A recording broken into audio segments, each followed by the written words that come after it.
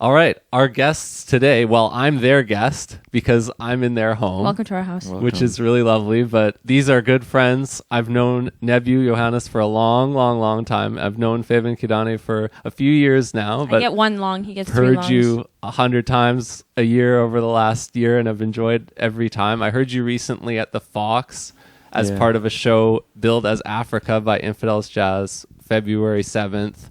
And you played, and Yoro Nkusi and the African Masters also played.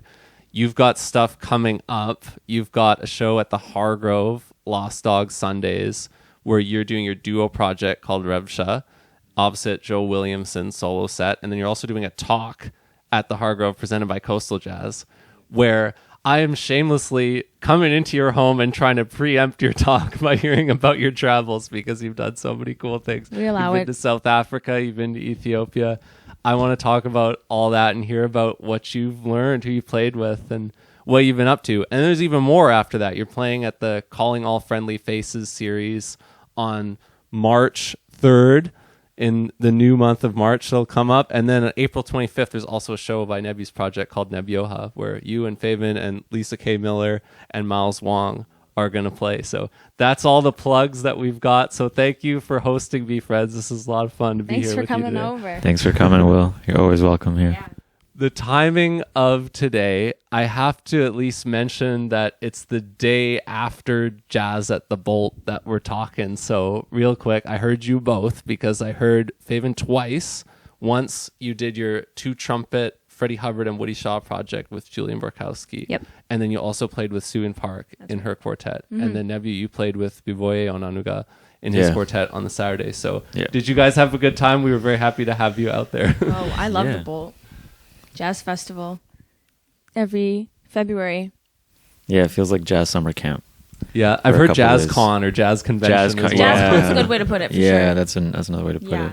A great way to put it. No, it was nice. It's like you just pop in and you see so many friendly faces, and it's nice just to have everyone in one room and say hi and catch up, you know. That's really what it feels like. It feels like a music conference. Like whenever I go to a music conference, like last one I went to was Folk Music Ontario. You see so many people that you haven't seen in so long. It really feels like summer camp. Or it's like, hey, how's it going? Let's hang out. Let's grab a drink. Who did you go to that with? That was years ago. That was 2023, I guess, with my sister Rahel. Right, yeah, who is a singer-songwriter and has co-writes songs with other people too, has her own music as well, Yeah, that's right. Yeah. No, it was a good conference, I wasn't playing. People thought I was playing. But I saw so many people from like Humber and from Toronto because it was in London, so it was super close to it, So Jazz at the Bolt kind of felt like, it doesn't feel like that extreme, but just anyone in the scene that's local and you get to say what's up for a minute and hear people play too.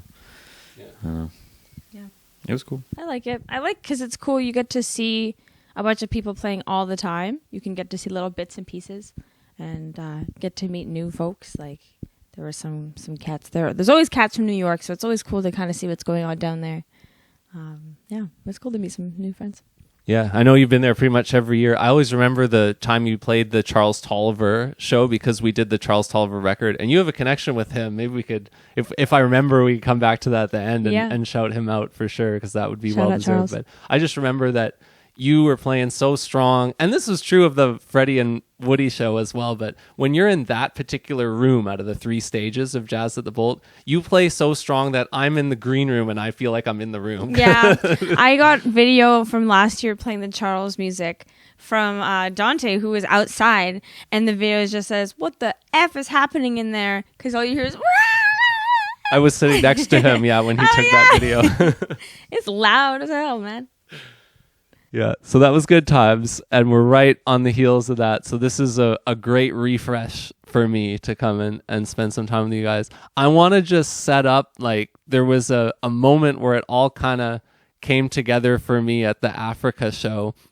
And then I'd love to hear from both of you just about how that show came together and what happened there and who was with you. And then maybe we could work backwards to your tour after that. But just off the top, so... you both, and then Hallelujah Hailu on stage as well. That was so cool for me to see all 3 of you together because Nebyu and I, we started playing together when we were high school kids, and he was one of the first people who ever asked me to play with him. Right, so back in the day, long. But then time he ago. went to Toronto, and so then I didn't play with him for 10 years or so, or only saw you every once in a while for a good decade or something like that. And then in that period of time, I met you, and I heard you for the first time, and I also met Hallelujah during that time, and she was on the Rhythm Changes podcast with me. She was in high school, or no, you know what? I didn't even know you had that Okay, so here you go. So when she was in high school, she pitched her music to me at Rhythm Changes, like some of her first music. Wow. And there's an article, I think, that goes back to that time. But then I found out, I was like, wow, this is impressive. There's somebody a singer-songwriter in high school who found me and has taken initiative to do that. She said she's going to Selkirk, the college in Nelson. That's right. So after she finished her first year at Selkirk, then I did a pod with her, and we talked about that, like about her time there. And this was right around the time that I met you and a bunch of the people that you were playing with at the time. Of course, Nev's still in Toronto, so not everybody's linked up. None of you three knew each other yet at this time. None of you did. It hadn't manifested yet. And it was so special that all three of you were on stage together at this show. You're probably feeling like our proud uncle. Yeah, proud. My children Will up there. is the crossroads. Will is the axis. So talk about that show. It was great.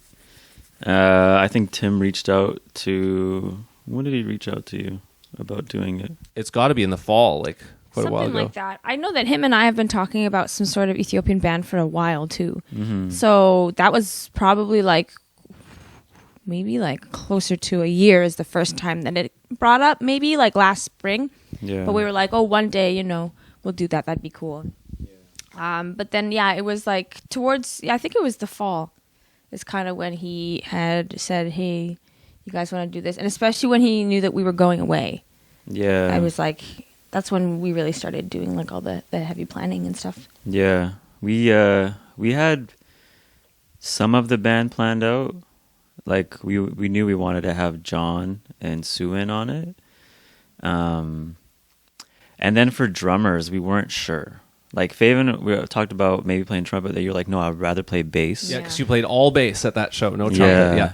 Just because the music is so like it's not like necessarily difficult to play, but just knowing the songs and knowing the song forms and the melodies, and it's easier to call out sections because a lot of it's just a rhythmic loop, right? There isn't a whole lot of chord progressions, harmony and stuff.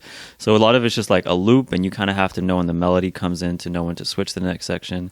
And if you don't know the songs or speak the language, it's kind of difficult to identify those sections. So we knew that so she wanted to play bass because of that, but also we knew we needed a drummer that could really lay down the sections. And when we were in Ethiopia, we played at this venue, African Jazz Village, the one run by Mulatu Astatke. And the first night we played in Ethiopia, this guy Mulugeta was playing drums. And we were talking with him. He found out that he lives in Seattle. And he was just visiting Ethiopia for the first time since he moved to Seattle. But he used to play at that club every night for 7 years. Whoa. So when we saw that, when we met him, we said, okay, we have offered to... it to him on the spot. On the spot. Like, hey, do you want to come? Do you want to drive play out? this gig? And so that's how we found him and got connected. It was really coincidence. It's fate how that happened.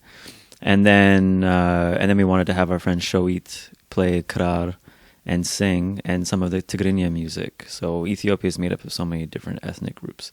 And so you have so many different types of music. Me, I'm half Eritrean and half Ethiopian. And so I actually grew up with Shoit in the Eritrean community at these weddings or picnics and different community events and stuff. And I know that he's kind of a fixture in that community right now. And he taught himself how to speak Tigrinya by reading the Bible and taught himself how to play krar and stuff. So we're like, it's a no-brainer to have him on. And then we're like, we have to get Hallelujah too. So we reached out to her. And we reached out to her first. Reached out to her first? And because she speaks a bit of Amharic, but she was like, I don't know if I could do the Tigrinya. And then we were like, well, we know Shoit can. Yeah. We did all the planning for like who's going to be in the band like while we were away. Yeah. And then she just came through and like just nailed it, like just killed it. So good. So yeah, and it kind of came together slowly, but yeah, the way it showed up at the end was Everybody really put in like 200% on that project. So even John was playing like an Ethiopian, like the way I he's playing know! saxophone. I was like, my oh God. shit, Oh my John God. is yo. Yes, he's there. The horn section with you. You guys were standing stage right. Yeah. Yeah. We were playing horns, and Suin just sounding like those old Dahalag band records my with the God. organ pad. The way Keys she's and playing. organ. Yeah. Yeah, yeah, she killed Mulugeta it. show it. We're like, she sounds Habesha. Yeah. We were like, like, we knew what we were doing when we called her. Because you both played with her before. Oh, or yeah. certainly you have, Feven. Yeah. I played with her in Dean's big band. Oh, I think that's the only time I Really? played. I think it's the only Stranger Friends Orchestra. Yeah, that's right. I don't think Yeah. I played with her in another context outside of that. She and I have been playing together since early 2018, if not late 2017. Me and her and Kealoha used to have a trio. She's amazing. Yeah, she's so good. Yeah. So had you ever played a gig with Shuit before? Or you just knew him from No. this community stuff? So this is No. first time doing the actual... Yeah, the instrument that he was playing, it looks like it played in a single key or something. It is. Yeah, so it's cool. It's very it- kind of on one key. Yeah. I mean, for me, the only music I kind of have spent much time around that is similar to that is kind of like Irish music or Scottish Yeah. music. You know, Yeah. that kind of rhythm almost and that style of just being locked into one key and Right. playing a pentatonic kind of thing. It Yeah. do remind me of that a little bit. Yeah. Yeah. And you have that pentatonic, and you have these melodies, and you have like group singing, call and response, and you have dancing. That's part of the culture too. So it's all like maybe similar in a way to Irish music, but it's the same thing. It's the exact same thing, you know. And yeah, that instrument is tuned to different scales, and so that was tuned to like a tizita scale, which is just a pentatonic, and I guess in a different arrangement.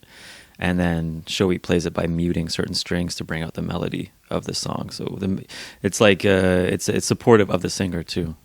But he's amazing. He I think he taught himself how to do it. And He did. He knows all these songs, all these different drum beats and stuff. Yeah, he's great. Yeah, So, he was like, but seeing him and Mulugeta, because they were like off to the side sometimes during the sound check, and he was like, "Do you know this song?" And he plays it. Mulugeta's like, "Oh yeah." Yeah. And then he's like, "Do you Wow. know this one?" And the show, he's like, "Oh yeah, it's this one." And I'm just like, I've never heard of these songs in my life. Like you guys are like two peas in a pod right now. yeah. So that was really cool. And like Mulugeta really knows the music. 7 years plus in Ethiopia, Raised playing every there, night. living his whole life Studying there. with he studied with this great drummer Teferi Asafa, who died last year, Rest in who was peace. like an amazing virtuoso. So he's just like a wealth of knowledge. Yeah, Mulugeta is great. So when we had him, it was that kind of locked everything in. Totally. It was the final piece of the puzzle. Yeah, we're really excited to play with this group moving forward and bring him back for everything and Yeah, keep this group together. yeah. I love it.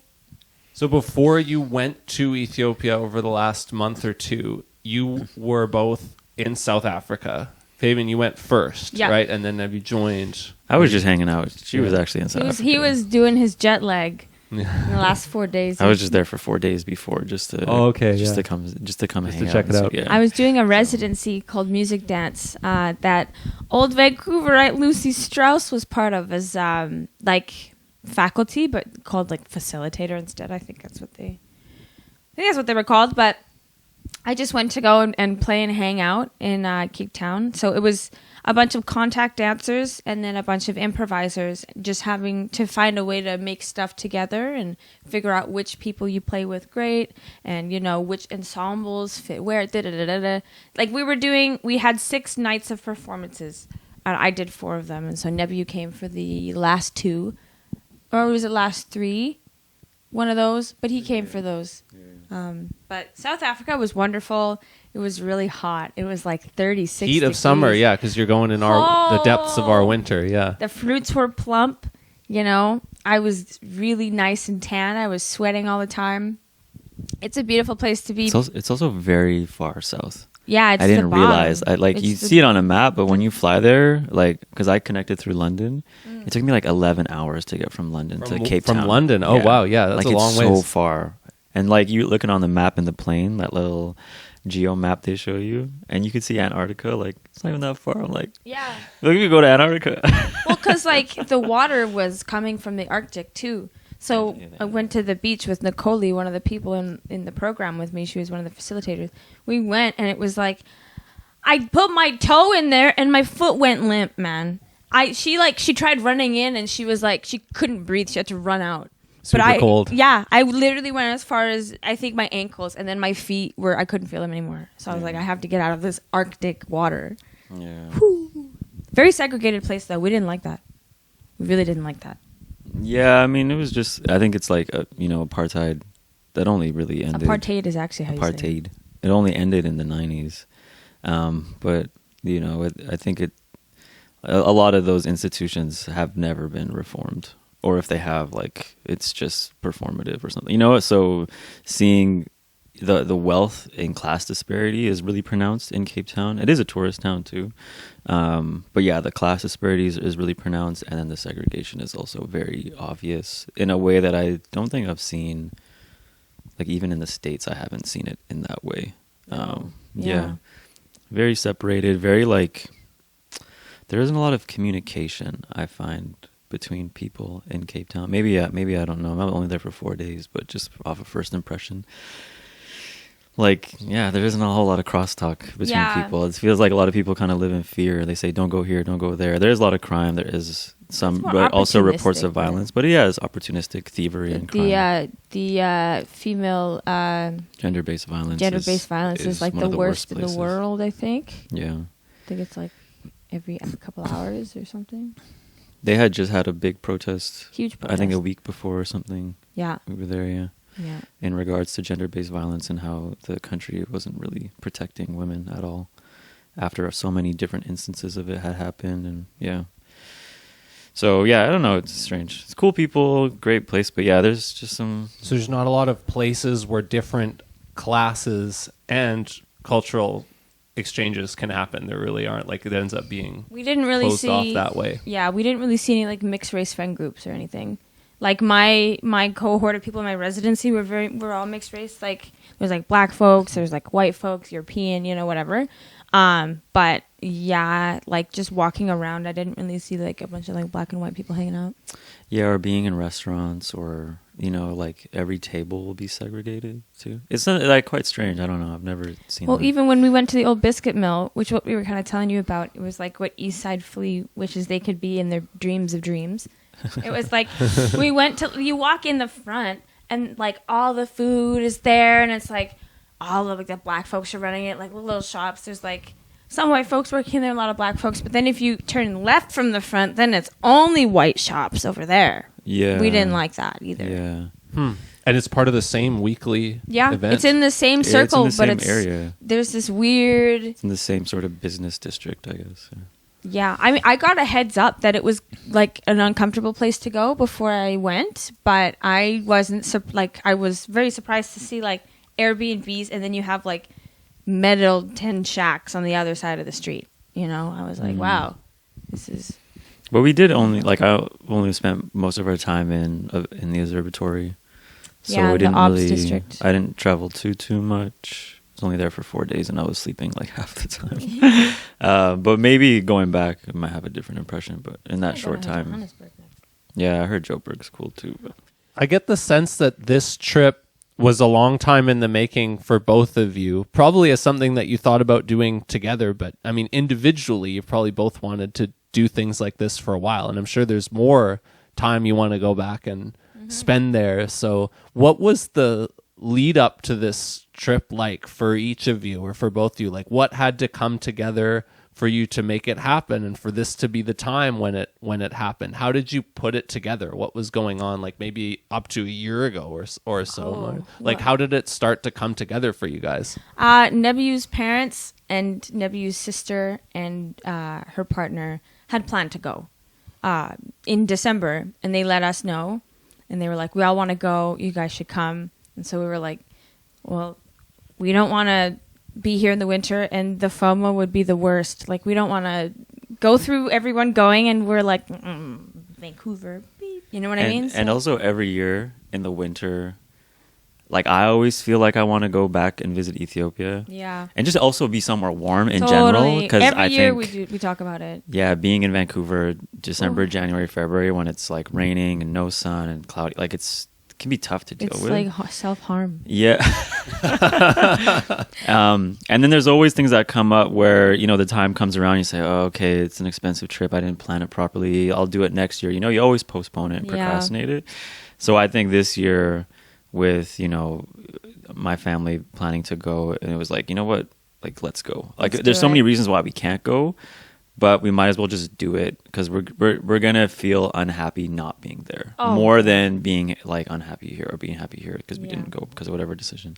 So we kind of put it together last minute. You got into that residency. I applied for this residency because I was like, oh, it's gonna be, I love a good trip. I love hanging out with people, but I need a little bit of me time before I go. So I said I'll do these 2 weeks by myself, and then I'll come and do the Ethiopia for almost 6 weeks with everyone else. So. 6 weeks. Yeah. So we kind of put it together and got our shots and the day before paid for the visas and Lord. and then just got on the plane. It was stressful leading up to it. I'm not gonna lie, it was super stressful. But I always say this, like once the wheels hit the runway in Cape Town, like I didn't care about anything. I was like, that's next year's problem. Yeah, literally. I'll deal with that next year. Like now I'm in a different country, other side of the world. Like I don't care about anything else. So, and yeah, I think it was worth every moment leading up to it. Absolutely. Sure. So had either of you been to Ethiopia at all in the recent years? Not recently. We both went when we were in our teens with our parents. You went with your dad. I went with my mom. You were 19, weren't you? No, I would have Do been this like every 20. time. I thought he was 19. I would have been like 23 or something. 20 something. My bad. So you went like after you graduated from Humber? Like just after I graduated. Yeah. Okay. Yeah. Yeah.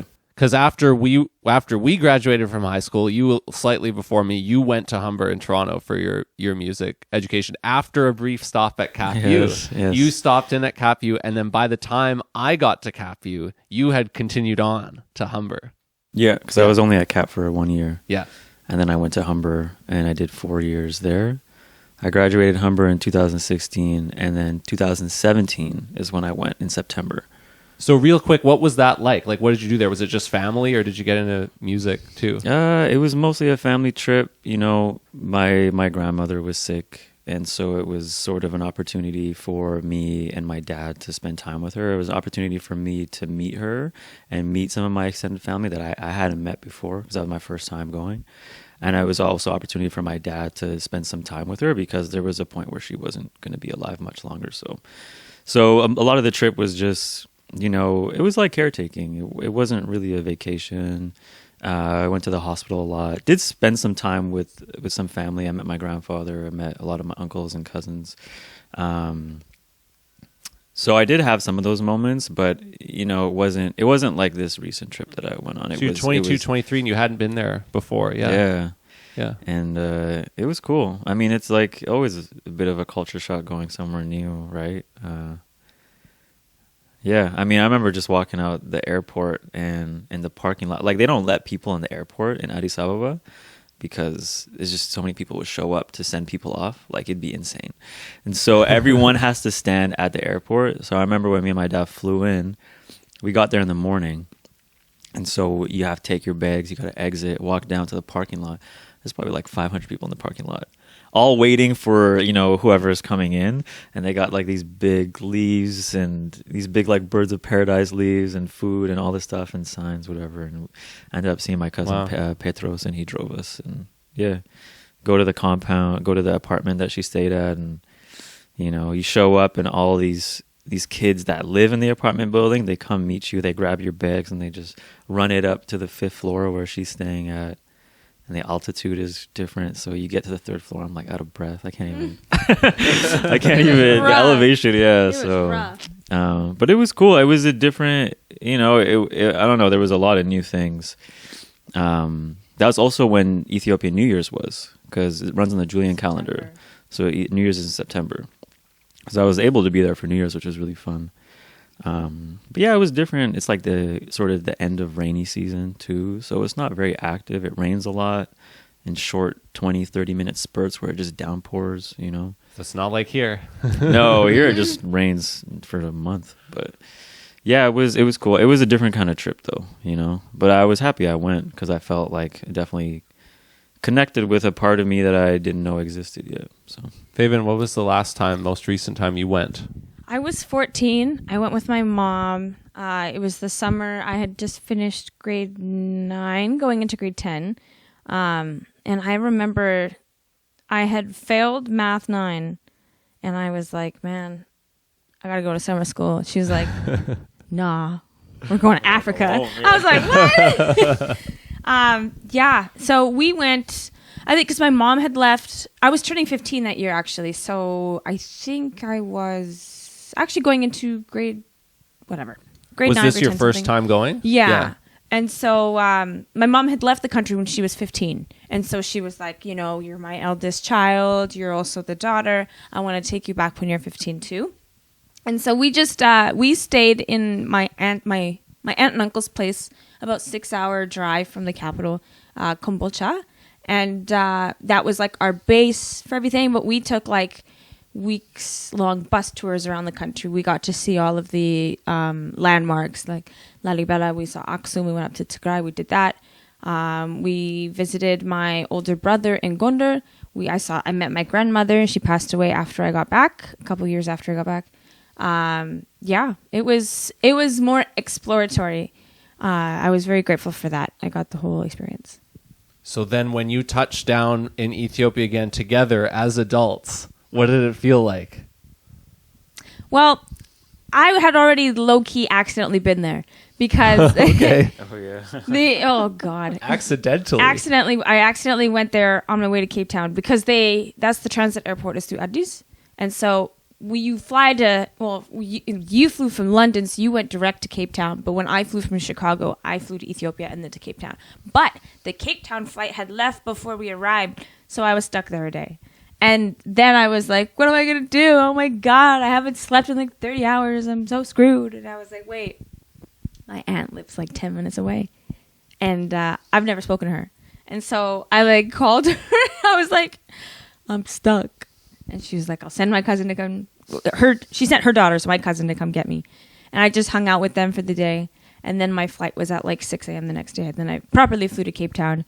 So it felt like coming back because it had only been 2 weeks. But the first time I was like, whoa. Because I didn't have a visa. My visa didn't take place for another 2.5 weeks. And so because the airline made a mistake, they did give me a 1-day visa. But then I was like, oh my God, this is my house. I live here. Ethiopia. And then when you guys get there for real, then what do you get into? I mean, we got there at like 1 a.m. No. We got there. It was like midnight or 1 a.m. No, it wasn't that late. It was like 10. It was like 10:30. It's nice. You're like in Addis Ababa, like the whole city is surrounded by mountains. So you kind of fly in, you enter the mountains, and it's so lit up. And you just feel like you're, I don't know. It was at nighttime. Right? It was at nighttime too, but the city's bright. And also, like, the city has changed a lot. Holy crap. I will say the city has changed a lot since when I was there. Modernization, globalization. Yeah, a lot of new developments. A lot of actually people being displaced, I will say that. Lots. A lot of government projects putting up parks and paving streets and putting up big, shiny buildings and, trying to make it look nice. So coming in, I mean, I was excited. I don't know. Like, you just kind of fly in and you're like, okay, like, we're here. And I don't know. I felt excited. I don't know. What's cool is it sounds like you didn't have like things that you had to do right away. It wasn't like, okay, we got to go do this now. We were going to do nothing. That was the whole point. That was the objective. Nothing. You did it. We didn't do nothing. That was I'm happy we didn't do nothing. But we knew it would be a snail's pace the entire trip. But then it turned out not to be. But at the beginning it was. It wasn't a snail's pace at all. No, but when we got there at first, it was like, we're chilling hard. Yeah, I mean, it was a vacation. Yeah. Our objective was just to chill and hang out. But since we had so much time that we were there, like 6 weeks, we took our instruments because there's only so much sitting and eating and talking that you can really do. After a while, you're like, okay, as a musician, like, That's Nebyu. I could do it all day. I gotta do something, I love yapping and eating. I know, it's nice, but I don't know. For me, I'm not super chatty all the time, so. But that is true. Can confirm. When we hang out, it's just silent. Non-verbal hang. I'm just joking. He's not joking. Yeah, when we first got there, though, it was, we got to my dad's cousin Dawit has a place in Bole, and we were just there for a couple of days. We took a walk and went to this place called Trist Guest House, and we were just looking around. Shout out Trist Guest House. They have like a really great 5 stars on TripAdvisor. TRYST. We met this guy there that was so helpful to us. Robel, you're the best. We miss you. And we told him we were musicians, and he sent us all these contacts of every musician in the city that we should go talk to. Wow. And one of them happened to be Teddy Aklilu, who played on the Sons of Ethiopia album. The Admas record. He was the piano player for Teddy Afro. And you mentioned something about this record and why it's so significant. I wish I had a picture of it. We can edit a picture. Right, Will? Put it right on my hand. Do it in post. I'll do one. I'll commit to one right now for you. You send me and I'll put it in there. Yeah. The Sons of Ethiopia record was made in 80, somewhere in there, 1980 something in DC.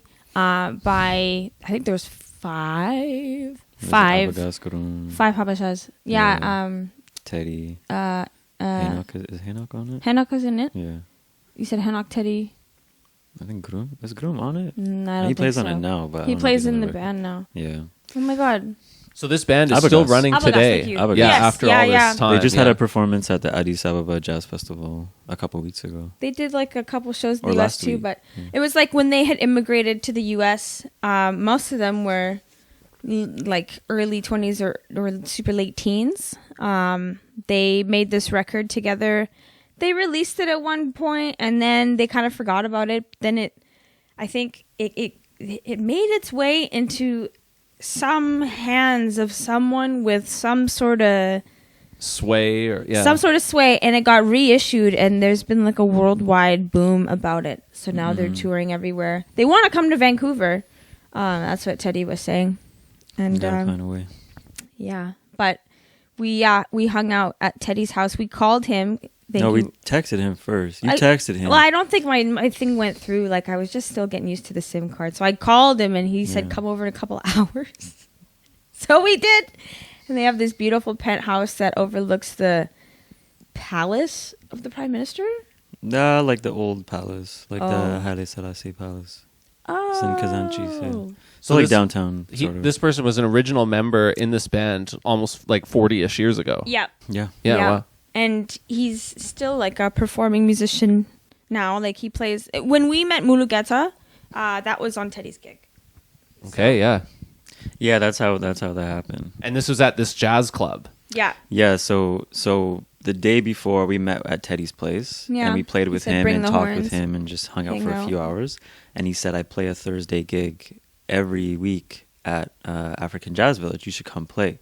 So then the next night we went to go play there, and that's where we met Mulugeta. And we met a bunch of other musicians too. Admas played guitar, Tasau plays the washint, Jorga, who was sleeping in the back. We love Jorga. Jorga didn't even have a saxophone. He was tired. His sax broke and he was tired, so he was just sleeping. But we met Jorga. And Mulugeta was playing drums that night. And I think Dawit was playing drums too. Yep, Dawit was there. Dawit was there. But just met a bunch of musicians. But yeah, that's where we met Mulugeta because Teddy's invitation to come there. And we hung out with Teddy a few more times before Teddy left for DC to go see his parents. Yeah. And then by the time he got back, I thought I had malaria, so I couldn't hang out. Yeah. I don't know. I didn't have it though. That's good. Would have been a crazy story if I did. Kind of wish I did. But I was really sick. Anyway, yeah. Did it feel like unfamiliar musical territory for you to play with these people at this point, or had you had enough exposures or family knowledge of these kind of music traditions? What did it feel like when you got up there and you started playing with these people? Did it feel familiar? It did, but it also felt very come as you are, because even though we have our own distinct way of playing and making melodies in the Ethiopian tradition, jazz is very global, and so everyone's got chops as well. But when we had ran through some stuff with Teddy the day before, when he said, come bring your horns to our place, he was teaching us some of the scales as well. And he was like, do this and then try this and then do this and then do this. And we're going to play footprints now. And I'm going to do this thing. So it's he gave us a little bit of a lesson too, which was awesome. Thank you, Teddy. I miss you. But I felt very comfortable playing the next day, and we were well embraced, well loved, and asked to come back. So they weren't playing like specifically Ethiopian music or Ethio jazz. Like they're playing reggae, they're playing some stuff. Some tracks were, but they were not all of it. Kind of moving through different styles, and it felt more. It felt like you could, if you play jazz, you could. Because it sounds like at African Jazz Village, you would expect like a more kind of contemporary mix of all kinds of music is what they would present. Yeah. It wouldn't just be strictly traditional music. Totally. No. Yeah, no, it's not that kind of venue. So they have different programming throughout the week. Like, you know, they'll have a DJ on Tuesdays. They have another guitar player on Fridays, Groom Gazal, that plays like Ethio stuff, but he'll just play jazz too. And on Mondays, Mulatu will play with Gurma Bayane, and they'll do like their classic songs from the 70s. Yeah. So the programming changes. And on Thursdays, the Asli Jazz Band, like they'll do some Ethio stuff, but they'll kind of move around.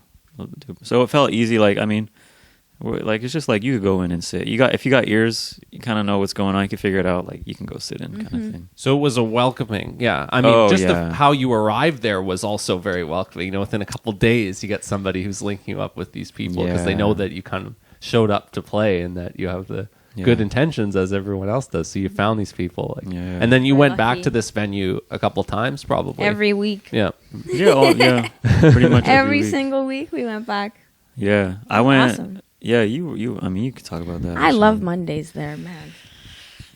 Oh, you want me to talk about it right now? Yeah. Okay, I'll talk about it right now. Yeah, well, we were told, on Monday, because we did see Mulatu on the Thursday, I think.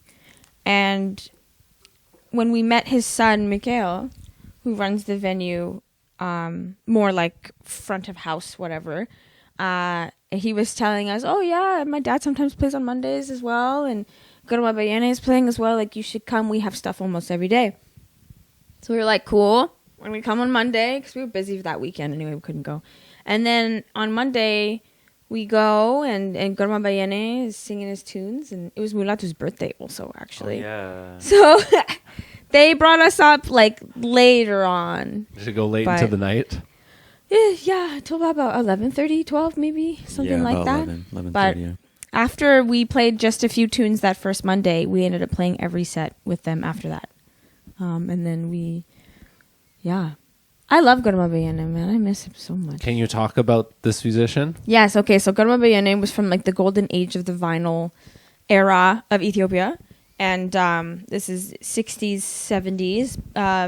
We kind of lost a bunch of like time due to the communist ruling that messed up our whole country and made everybody leave. But he's very old now. He's like in his 80s or something like that. But he's like the Habesha Frank Sinatra kind of at this point. He's got like the nice hat and the suit. And he's like, I love, you know. I always do his accent all the time because I just love him. He's a very charming man.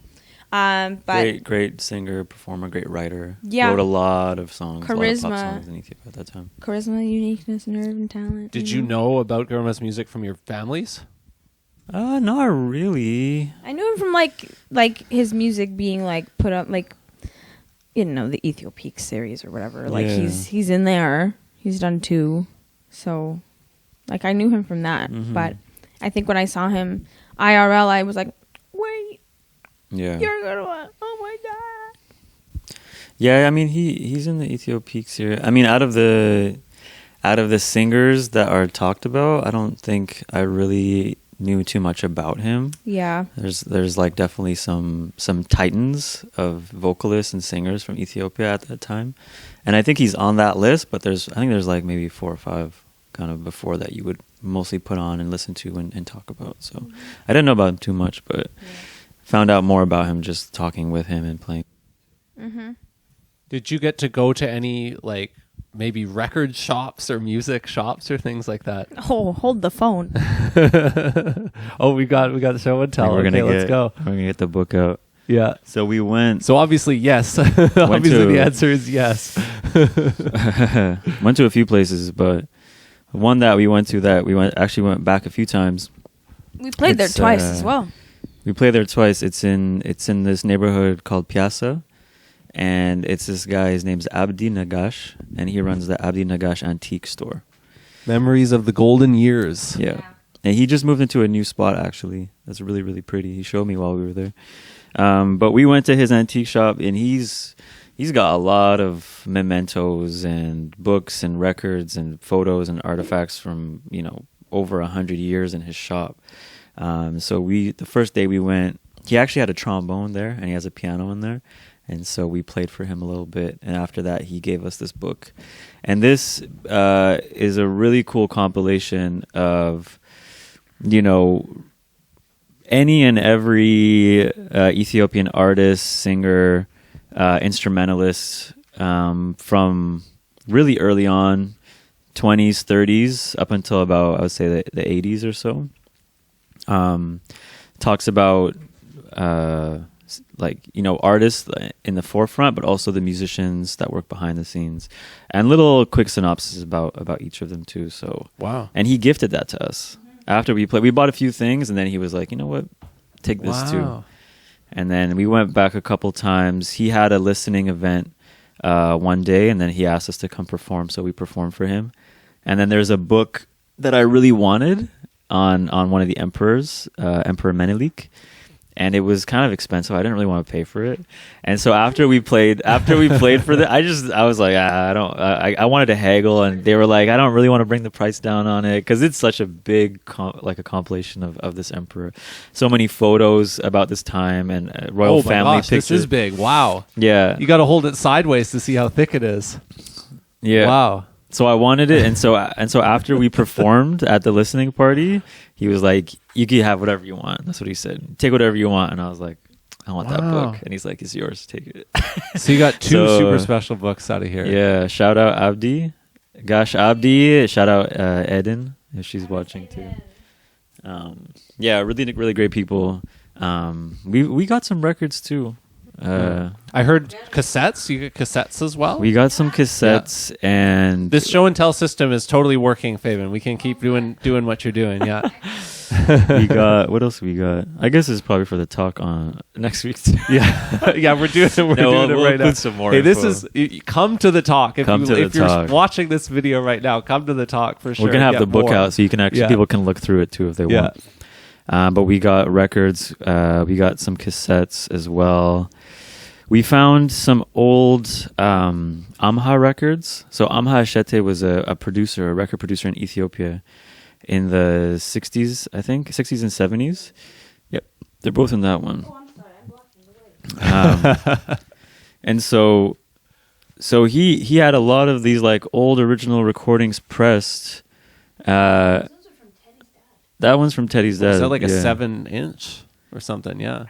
So this one, I think that's not Amha. That's something else. I can't remember. Is that just, what is that, Clem? This one is music by Mulatu, Sefu Yohannes.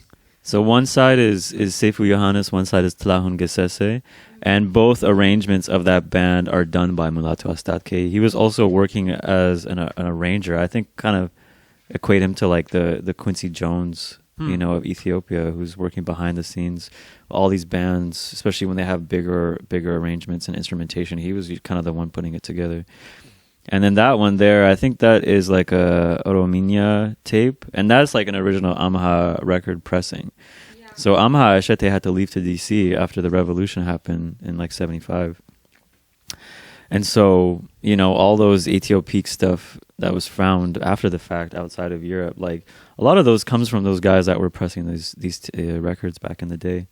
And so there's someone else before him. I can't remember his name, but I just know Amha Ashete as being, one of the early ones to actually put things on wax in the 60s and 70s too. Huh. So we got those two records. And I want to talk about this record here. So I don't know if we're hijacking your interview now, Will, but... What are you talking about? This is what it's all about. This is great. This record is called "The Kindest One" by Jorga Mesfin, great saxophonist, you got this composer one signed too. Yeah, great educator. Jorga is just a wealth of knowledge. So generous. I still text him about stuff to this day.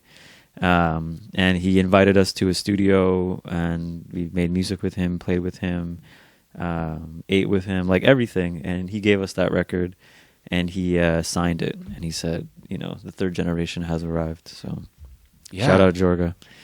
Wow. Yeah, you got extensive. Yeah, look at that. What does that feel like to just connect with people who like share roots with your families? Their stories intersect with the stories that you and your families would have known, but they've been in a different place that you guys have only gotten to visit a couple of times recently. Like, it's a big question, but like, what did it feel like to discover all this stuff and to get connected to it? I mean, it felt like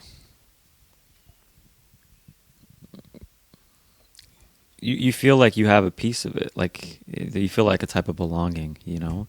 If someone is saying, like, you've come back, you've returned, you know? You're the third generation of Ethio jazz. You're this, you're that. Like, come home and take the music to the next step. Like, that feels very empowering and very encouraging. And it feels like, oh, wow, this is something I can be proud of and contribute to in a meaningful way. And it isn't just like about cutting a record or getting a gig, but it's like, no, what am I doing long term that's meaningful to me and to like a wider group of people? That and the thing is, like, they were so welcoming because they understand that you're coming from an outside influence, and they welcome that. They invite They that want you to influence. do that. They want you to that. come there. Yeah. And that's what Teddy was saying too when we talked with him. He was like, you guys have the background of being Ethiopian, but you're born from somewhere else in Canada, and so you're bringing that to Addis Ababa. And he said, like, sometimes it can feel so local here, so it's good to have like an external thing to, you know, to add something to it. I guess at least add something meaningful, hopefully. So Yeah. Did it change how you, this is another big question. did it change how you reflect on, or did it change how you carry the stuff that you had been learning in your musical careers? Like the stuff up to the point when you've come home, so to speak. Like, did it change how you thought about your training in your past, like schooling? Big time. Big time. Okay, bye. It it changed it for me where it's like I felt like I finally had a reason to learn something. How do I say this? Not I finally had a reason to learn something new, but like I finally felt like the glue was holding it together, and then it was like a picture or like a mosaic that I really felt like genuinely represented me as well. Like I'm a very, you know, I love playing jazz. That's my thing. This is my career. It's probably the way it's always going to be. But when I can like go back to my country of origin and I can hear all these great, amazing musicians that develop this music, these pioneers that are still alive, the records that are still out there, and people who are still teaching the authentic Ethiopian style, I feel like, well, now I can, not like a, I've deserved, you know, or I've earned it or anything, like I can finally do it, but more like here it is. I'm gonna take it. They're gonna give it to me. I'm gonna take it home, and I'm gonna incorporate that into making what I do feel even more personal.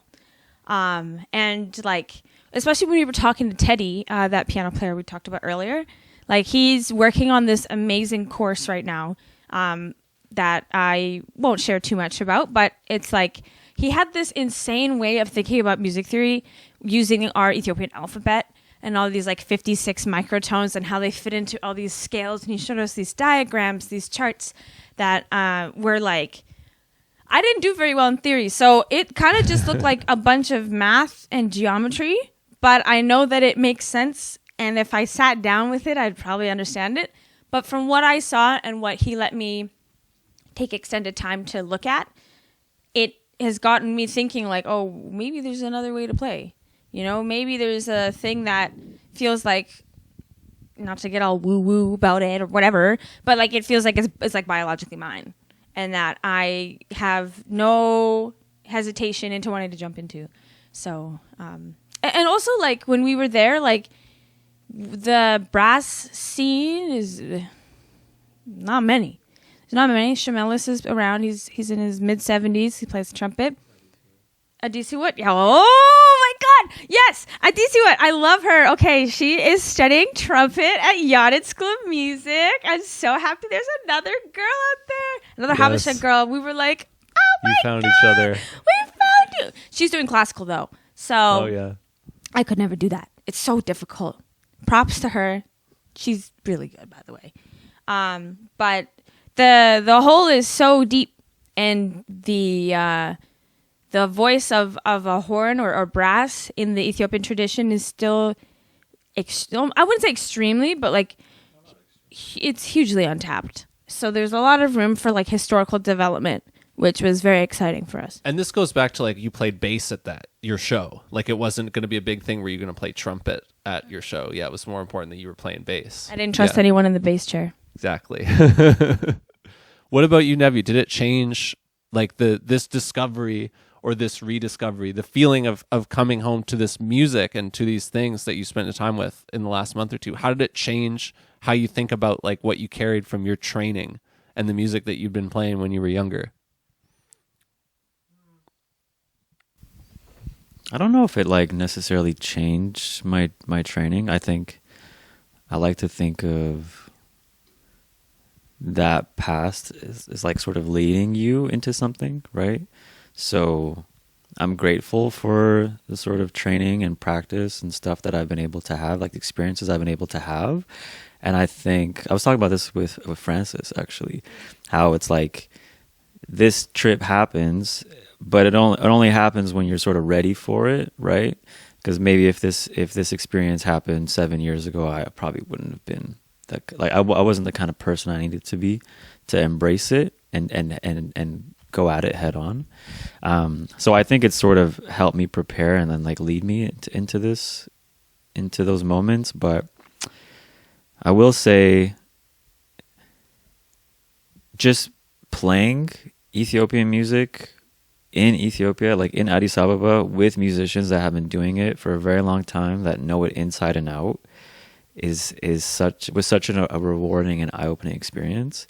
Because mostly I do it here, like I play alone, or we'll play together, or I'll just be doing it's like some type of study.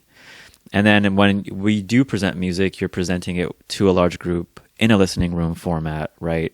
And also you're playing with musicians. Like even when I play with my group, for example, like we're kind of experimenting with the music in a way, so we're like bridging the gap, and we're adding different elements of jazz or improvised music to it. And you're singing and maybe playing some acoustic guitar. Exactly. There's maybe some with rebsha electronics, you know. Yeah. And then when we went to Addis Ababa, it's like you're playing music and it's very communal, so it's not so much like a listening room type of environment. People are dancing, people are moving and interacting. They're jumping around, and it's very like there's less like we're not playing a chart, we're just the song starts, figure it out, and vibe on it. It's loose, it's open. So the feeling of it was different, and that kind of just gave me some more like inspiration and direction of like, you know, how to pursue it when I'm back here. And then also meeting folks like Jorga, where I can just text him and be like, what song is this? What song is that? What should I listen to? What should I transcribe? He's like, boom, boom, boom, boom, do all these things. So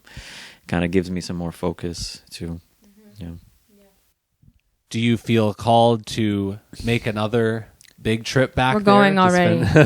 Yeah, like next Christmas for sure. Like the one coming up. Yeah.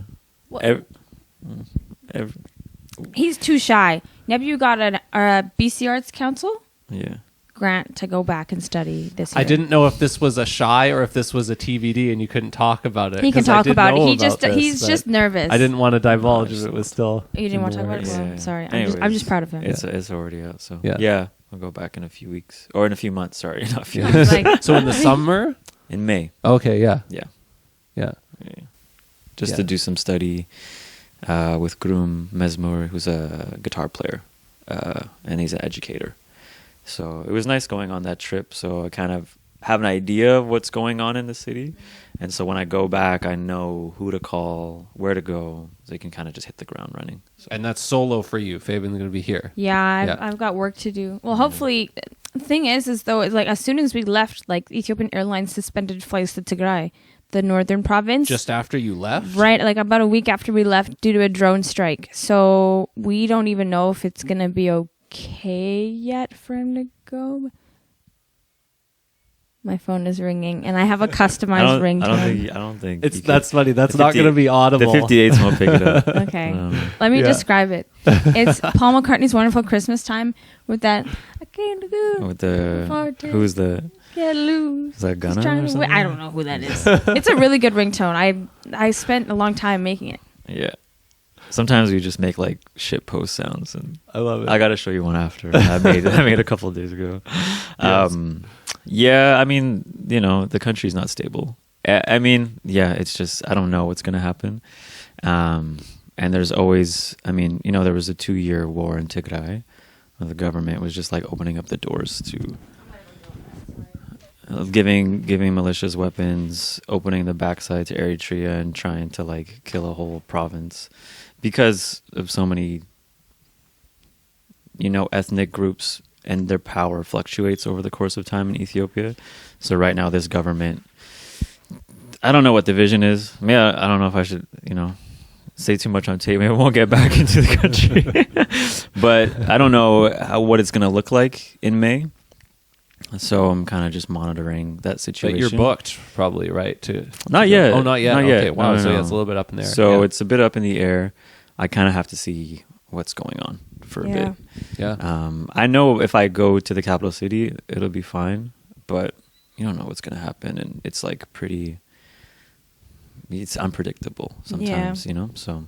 But December 2026, you guys are looking to go back. Anyone together. who wants to come with us I think at this point, it's got to be a yearly annual trip. Yeah. for like 2 months. You want to come? You Set aside invest? some time. Yeah, you guys should come. That would be That'd so be- cool. that'd be It's really, fun. it's really not that bad getting Discover there. all new for me. Yeah. Yeah. You would like it too, Will. Yeah. You should do rhythm changes. Come out Wow, and do rhythm changes. at us. Interview Oh, yo. get a grant too. That would be dope.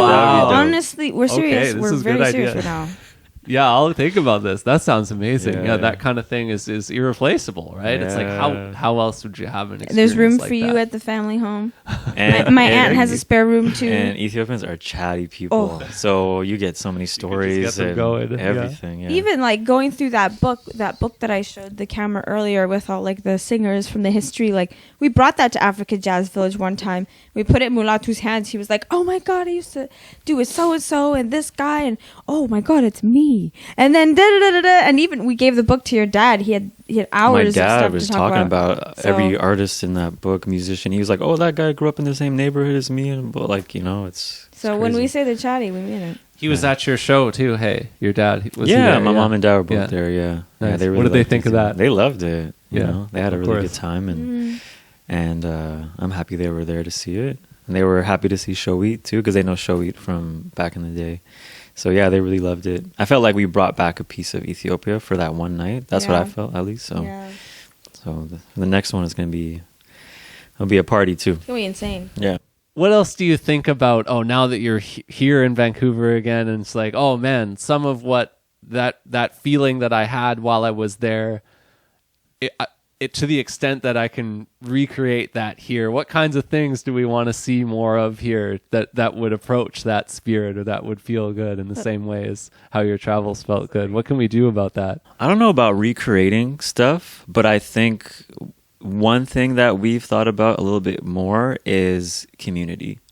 And so we've just been having friends over for breakfast. Come over for breakfast. Come over, like, everybody. that sort of drop by if order. you're around in the area mentality. Yeah. I think that's what we were trying to bring. It's hard to recreate. I think being in Ethiopia and being immersed in it and coming back here, I'm like, you can only be in the city that you're in. You can't really force it to be one way or another, but you can try and make small changes and influence the people around you. Yeah. So yeah, it's like drop-in mentality. If you're in the area, come by.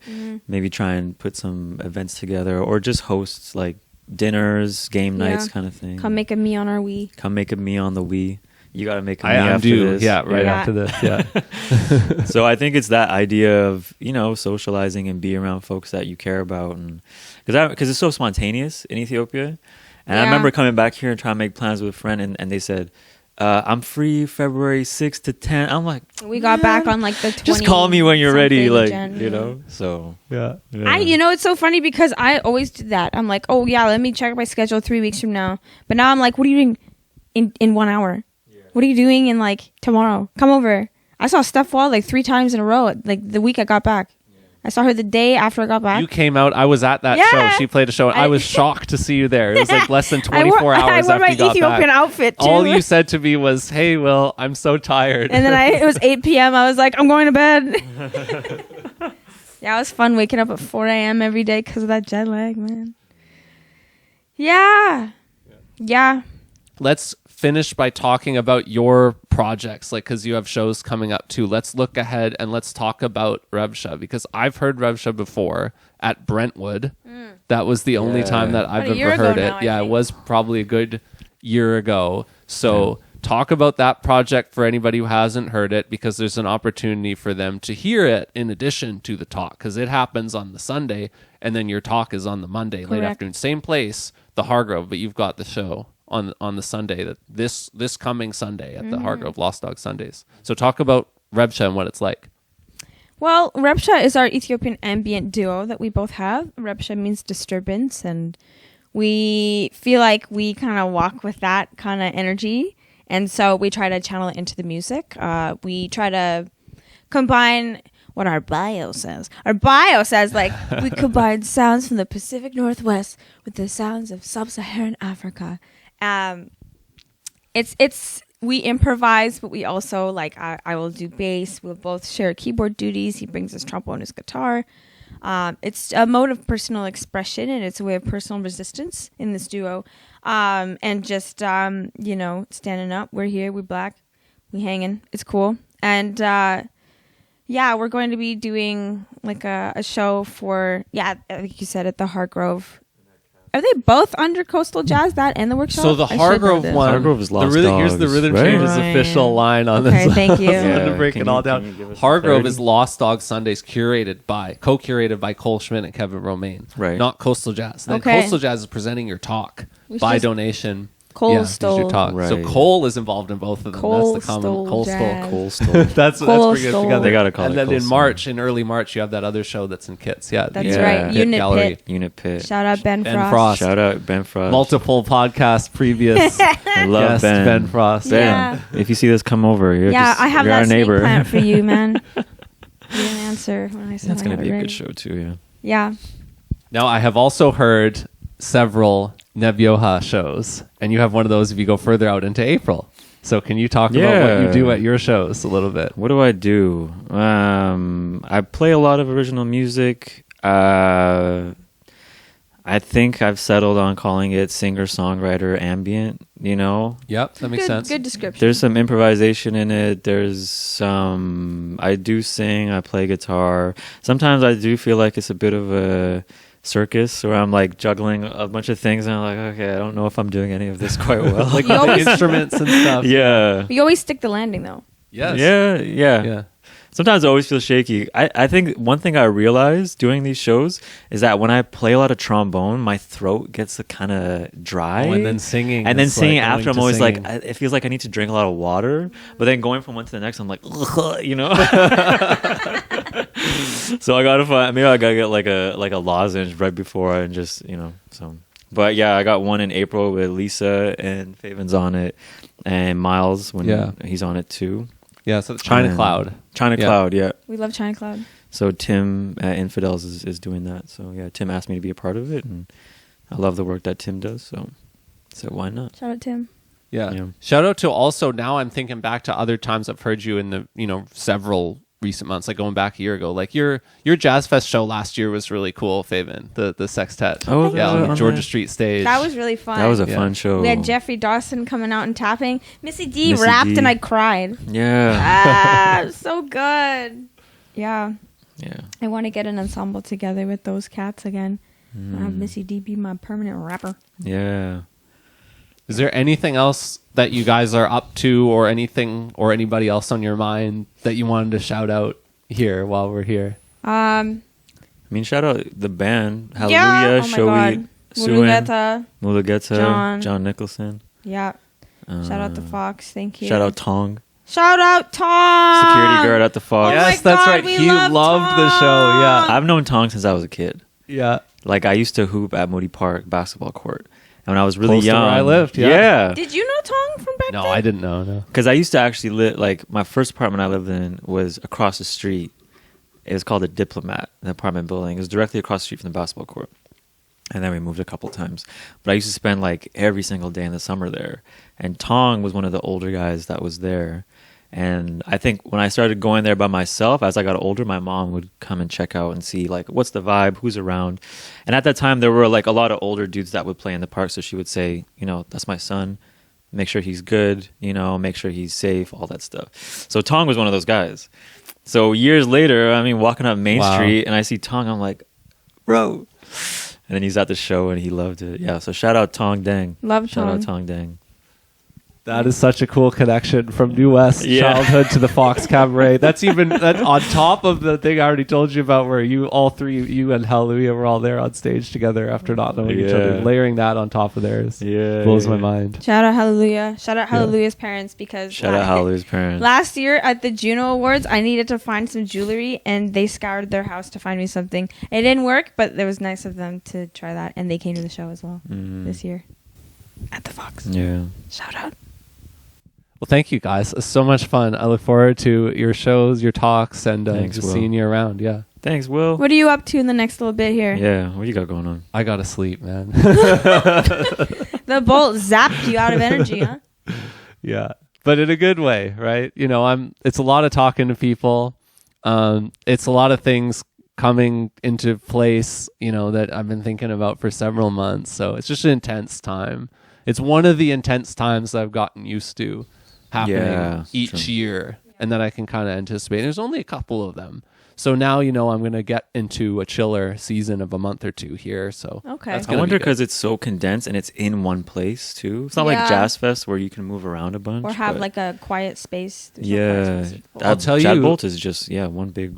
About a hard travel decision I made that is kind of related to this, where last year at the Jazz Festival and the year before too, I had a lot of fun at Rhythm Changes going kind of all out. You know, like in the 2024 Jazz Fest, I had a day job at the time, that's right. and I just used my paid time off during the Jazz Festival, which was a great fit. Obviously, it means you don't really get a vacation or something, but hey, that was fun. And then I could stay out late and it worked and go to everything, right? And then, you know, last year I'm back to full-time self-employed, so I can just take the time and just go out there. So again, I went out and I did a lot of things. Now this year, the Jazz Fest is a week later because of FIFA. Yeah. And I got invited to go and play with a group that I played with before in Finland. No! Yeah. You turned it down? And it was to leave the day after the Jazz Fest. The day after it ends. After it ends, I would be flying out to Finland. Okay. And go to a festival for a week. And I'll tell you why I turned it down. I did. Why? Because there's I won't jinx this, but there's this possibility that I could be doing something in August that lasts 3 weeks, and that would take me somewhere to go spend 3 weeks in a residency in a certain place that's maybe like a province over that you prefer from here. more Alberta. that you prefer more than Finland. Well, that I've pre-committed to. If accepted, that I will go. Okay, you know, and I want to. Right. And Ask then them for early acceptance. Des and I are going to Japan. Oh, wait. So when are you going? When We're are going you to go going? to... September and October. Because that's the right time We were to go in the talking fall. about going then. We're booked. It's happening. Okay, so I don't those are remember off the dates. top of my head the dates, but we're booked. I Are really you wanna there go to during Japan. October 9th? Yes. That's my birthday. Birthday? My birthday. I want to go to Japan this year. That's that's I'll one be your place for translator. sure.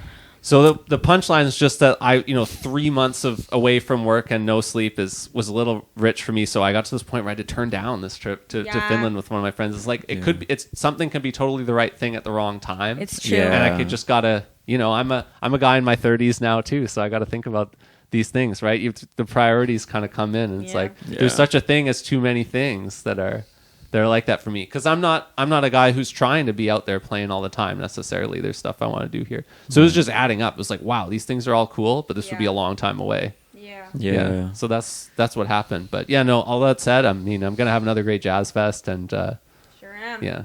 Hope that residency too. Hope it works out, and then Japan. Yeah. Maybe we'll see you in Japan. That's go crazy this that year. you go at the same time. Journey in Tokyo. Are you gonna see Kaz? Yeah, I hope so. I want to see Kaz. Yeah, I'm gonna hope to be doing this with Yeah. him. Yeah. He doesn't know that yet. But. Shout out Kaz. Shout out Kaz Yes. Takasugi. Somebody we remember from high school. Oh, yeah. I've seen the videos of his... You showed me his YouTube. Oh yeah, Always with his going, What's that guy? Bill Wirtz? Bill All Wirtz, the Bill Wirtz yeah. stuff he does. And yeah, I love Kaz. Yep. Hope he's doing good. That's Find a out. great shout out to end with. Yeah. Yeah. Shout out, guys. Keep on rocking in the trumpet world.